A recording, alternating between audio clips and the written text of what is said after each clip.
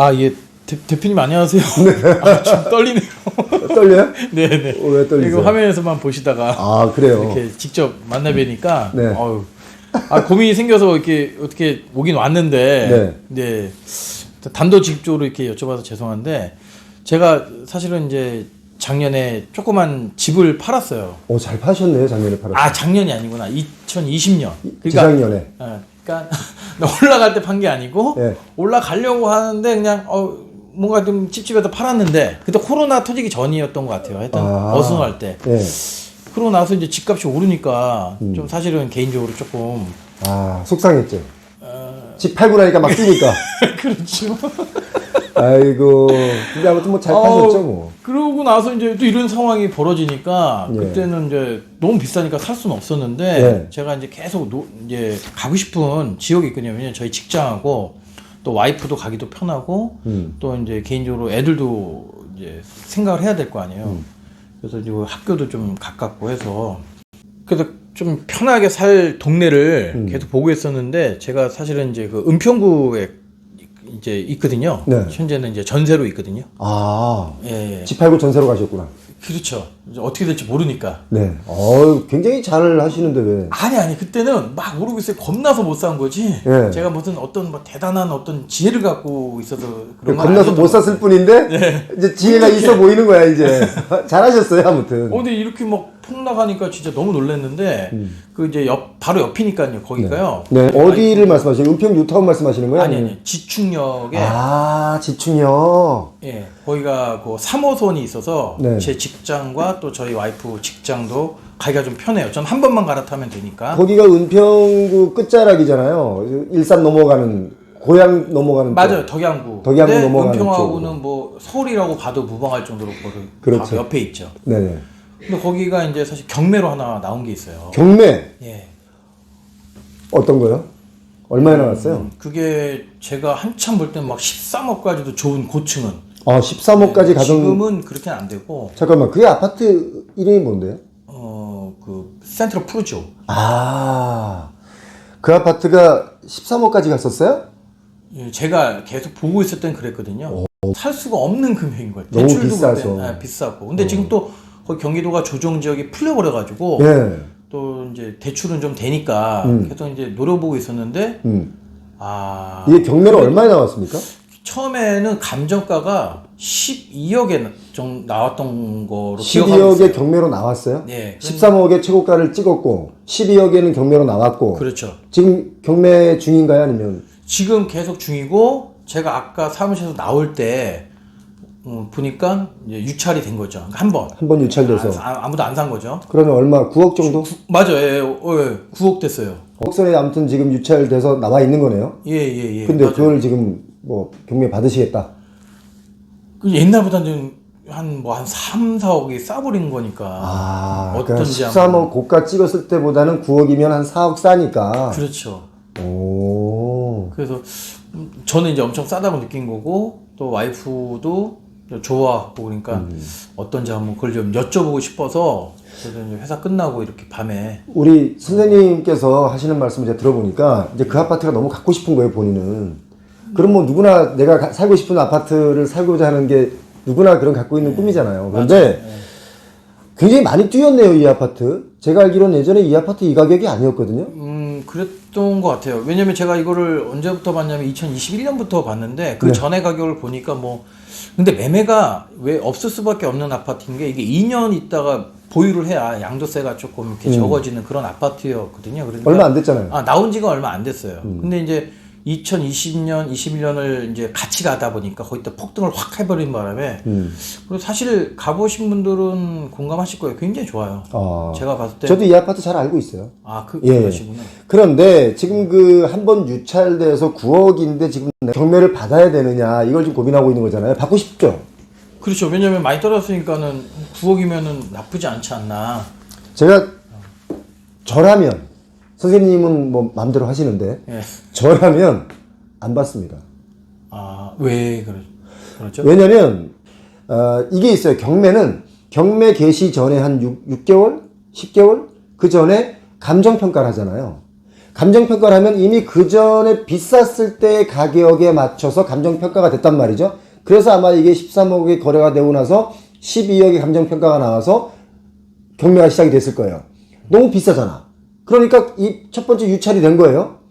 두 번째 9억에 지금 선에 나와 있는데, 그럼 이제 이번에 받으면 되지 않느냐라고 생각하시는데, 제가 볼 때는 감정평가할 때 당시의 기준으로 본다면 역시 그 감정평가도 고가다. 오히려 만약에 이게 감정평가가 한 10억이었다면 떨어지면 지금 뭐 8억, 7억 이렇게 떨어질 거 아닙니까?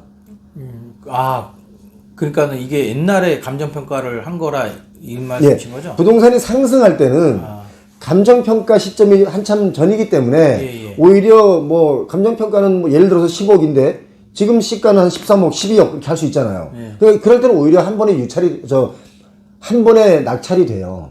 그런데 하락기 때는 조심하셔야 되는 게 바로 이걸 다 놓치는 것 같아요. 경매라고 해서 무조건 다 싸다고 생각하지 마시고 감정평가의 시점이 언제냐 이걸 기본적으로 좀 체크를 하셔야 돼요. 지금 제가 볼 때는 저는 안 받아요. 저는 한 번 더 기다릴 것 같아요. 한 번 더 기다려. 근데 그 전에 그럼 예를 들어 누가 갖고 하면 그건 내 거 아니죠. 그렇게 편하게 생각하셔야지. 지금 부동산 하락기 때 이렇게 나온 거 지금 거의가 대다수가 한 번, 두 번은 다 유찰될걸요?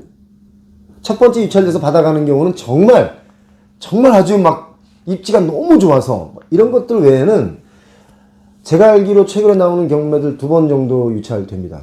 저 이거 유찰될 거라고 봐요. 요번에 이 9억에서요? 예.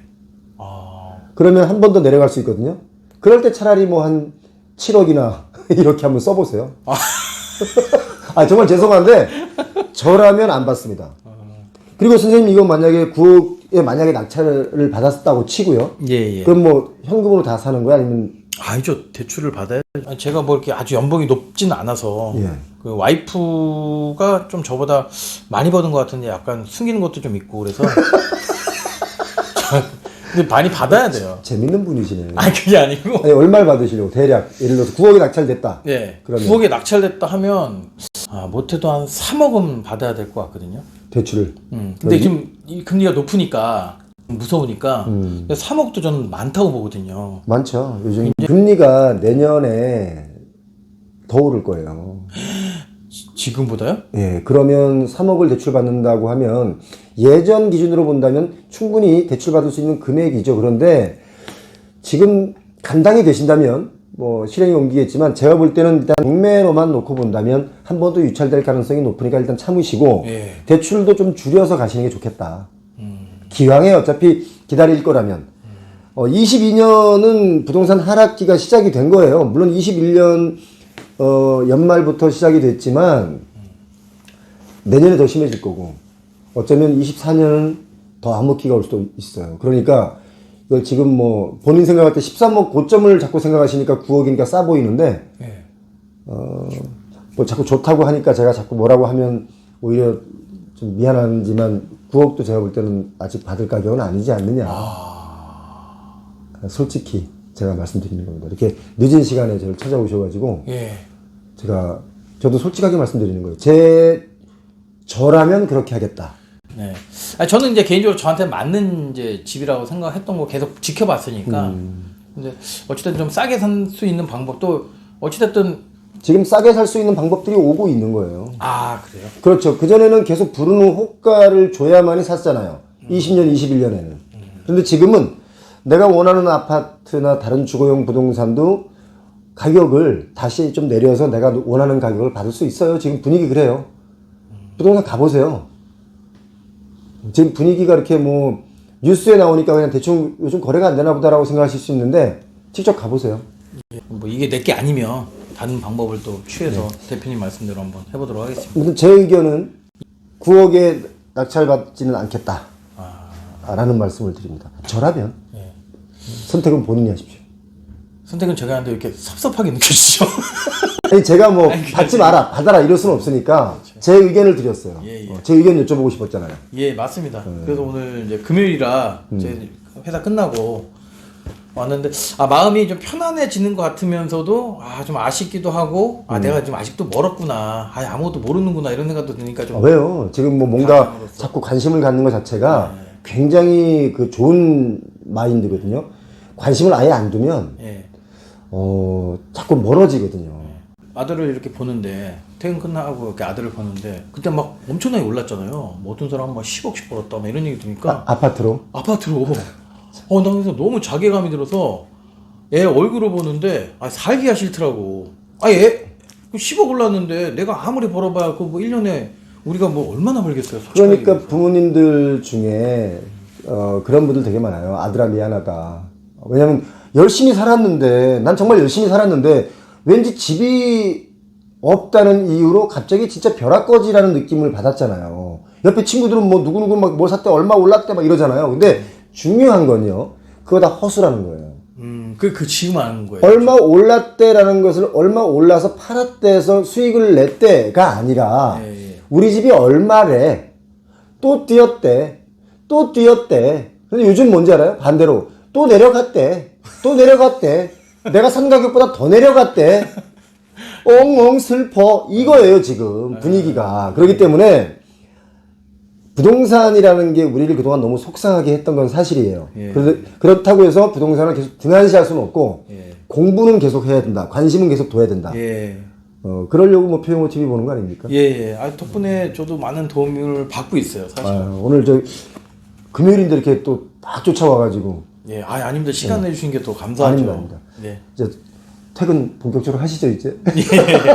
고맙습니다. 고맙습니다. 네, 감사합니다.